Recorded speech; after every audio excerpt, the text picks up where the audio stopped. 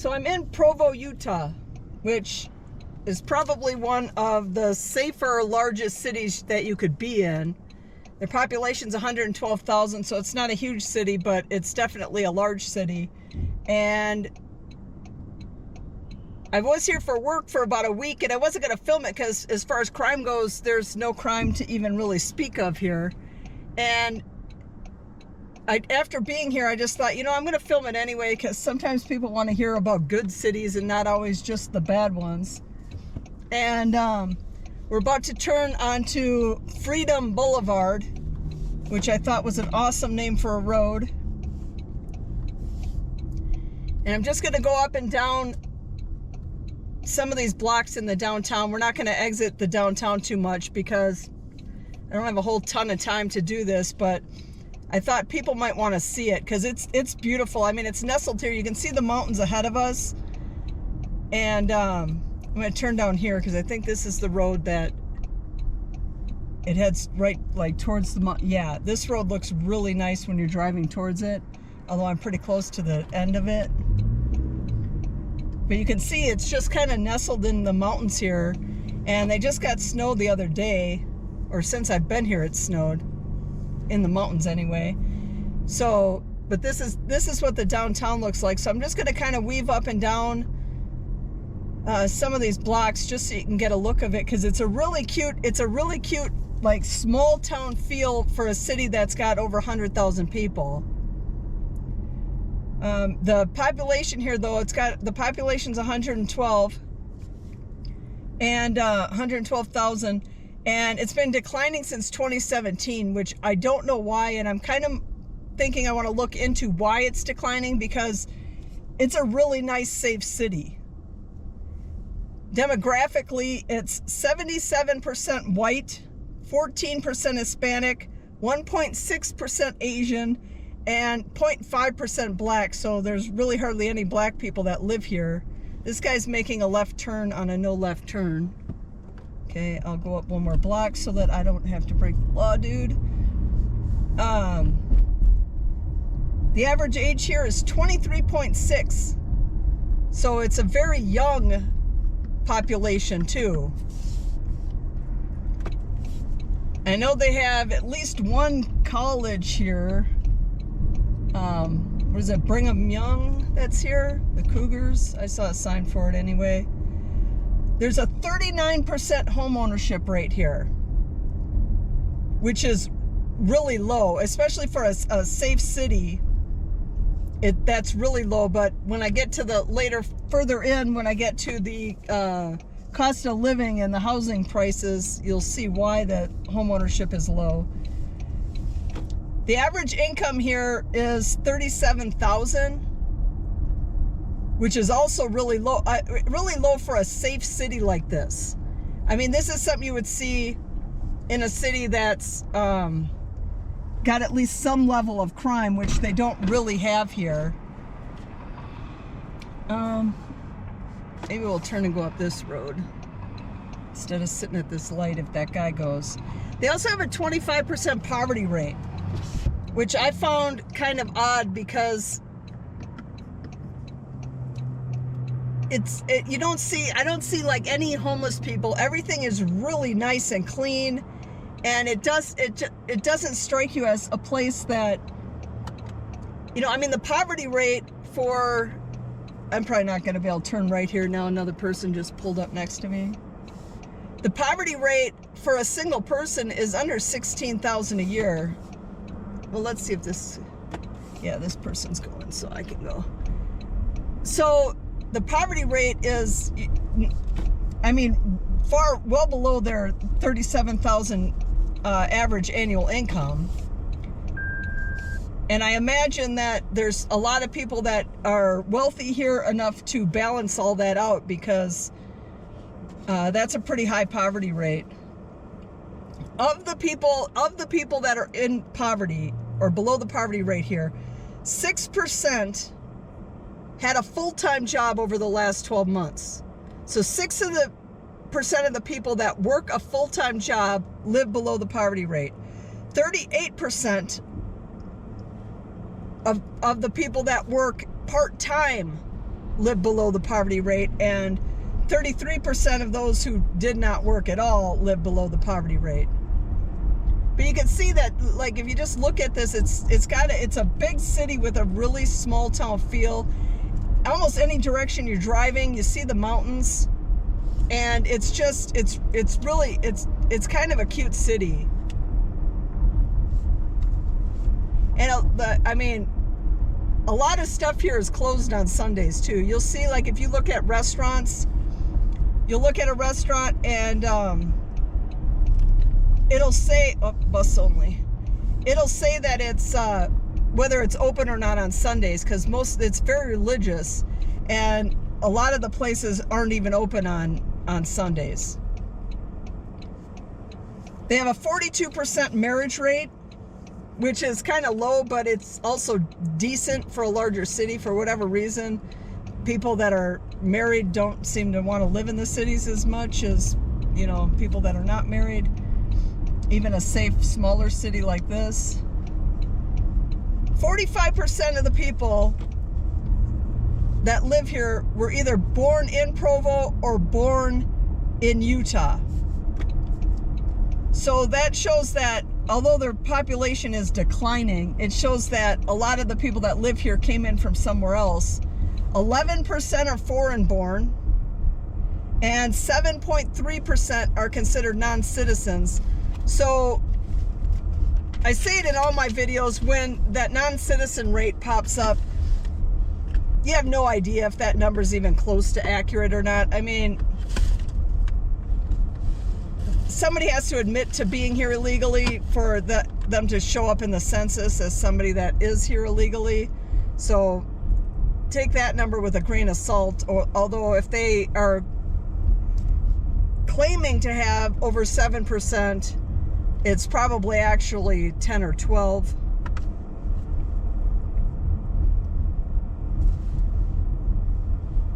Because if you have that many that say they're here, that admit to it, you have a lot more that aren't saying that.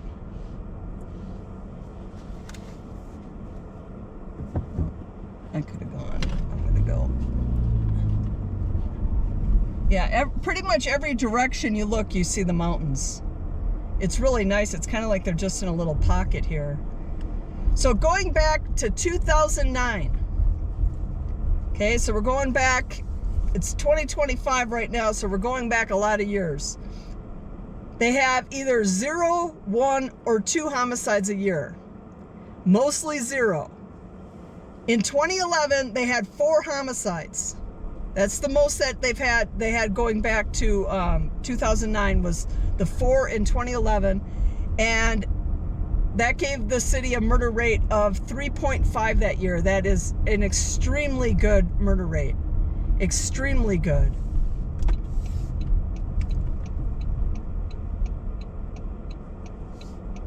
So I'm just going to weave through here a little bit more. This is, I think, the road, yeah, that we first kind of came in on. No, maybe it's up further though. And their assault rates here have been below 100 all that time as well, which is very low. I mean, even a city that I would consider to be a safe city, their assault rate might be 300. And you would still consider that to be, you know, at least using American standards, you would consider that to be a safe city. So the violent crime here is reported at 60% lower than the national average. So 60% better. So it's 60% safer as far as violent crime goes than the American average, which is really, really, really good, especially for a city with over 100,000 people. The property crime here is 28% better, so they have at least some level of crime, but at 28% better than the national average is still really good. But the year-over-year crime is showing an increase of 6%, which could be partly due that the crime is staying the same but the population is decreasing, or it could be that the crime itself is actually increasing. Although we would get done where we were at like 10 p.m. and we had to walk from where we were working to the hotel. And at 10 p.m. you felt completely safe. I mean, completely safe walking down the streets. There was not even a little bit of me that was even a little bit afraid of anything. And a lot of other cities that I've been in, at 10 o'clock at night on a Friday night, and you're walking around, you're like looking out and you're watching out. But here you felt completely safe. Their schools are right around the national average, which means they're not good. 47% of the kids graduate here proficient at reading and math. The state of Utah is 45%, and the national average is 48%. And all of those numbers are horrible. I mean, that's just America for you in the 2020s. Is, you know, the kids don't learn anything, the crime is high, you know, nobody cares in the school if they, you know, just pass kids through and they don't know anything. So that's just the way it is. But they do have a 90.3% of the people that live here completed the 8th grade. Like I said, I'm just weaving these streets. This is literally, these houses are literally just right outside of the downtown, like just blocks away. 90.3% of the people that live here completed the 8th grade. That's really good for a city. And 90% are high school graduates. Again, very good for a city. And that explains partly why the crime is probably lower. People that graduate, you know, not that it really means anything because they pass the kids through, like, you know, even if they don't know anything. But higher educated population tends to be slightly safer than a lot, like, areas that aren't as educated. 41% of the people that live here as well have a bachelor's degree or better. That is really good. 41% of the people that live here have a bachelor's degree or better. I feel like we are on this road already.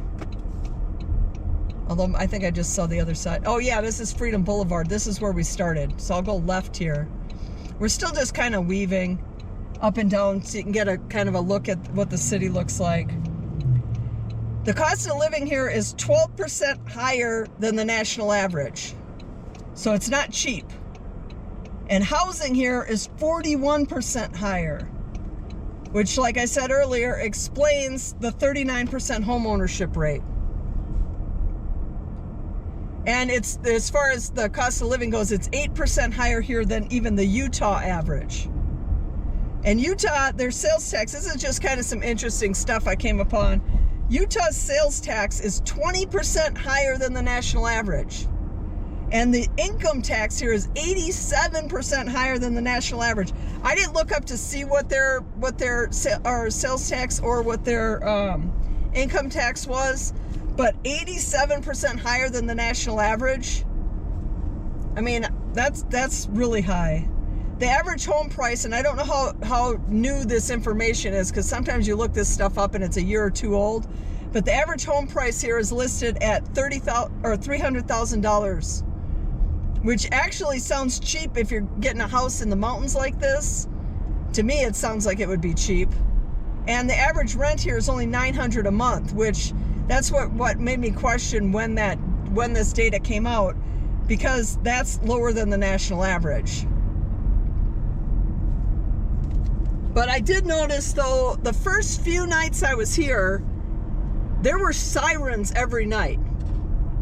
Like, I don't know if they were ambulance sirens or if they were police sirens or a combination of both, but there were a lot of sirens going off at night. I lived city limits for a long time in a major city, and I didn't hear, on a daily basis living there, I didn't hear ever a night that I hear as many sirens as I heard here in Provo. Which is weird, because this is what I would consider to be very safe. And living in some place where, you know, it wasn't necessarily as safe, it wasn't horribly bad, but it wasn't necessarily very safe. I I didn't hear any of that then, but I did hear. So anyway, oh, that looks like I'm turning into a place. I'm gonna try and go straight here if nobody pulls up next to me. But we'll let that guy go. But I just wanted to give you a quick tour of Provo, Utah, because it is beautiful. There's a lot of clouds. It's probably snowing up there in the mountains right now, but these mountains are just beautiful, surrounding the whole city. And if you're looking for a place to live and you want a place that's really safe, I mean, this is one of the safest cities that I've come across. I mean, it really is extremely safe. It's about 45 minutes-ish away from Salt Lake City, so if this isn't quite big enough for you, you're close to another big city. And let's go up this way. So yeah, so that's Provo, Utah for you. Thanks for watching. I'll actually be stopping this here because I was going to let it play out for a minute, but we're going to get stuck at this light for a minute. So thanks for watching, and hope you got something out of that drive.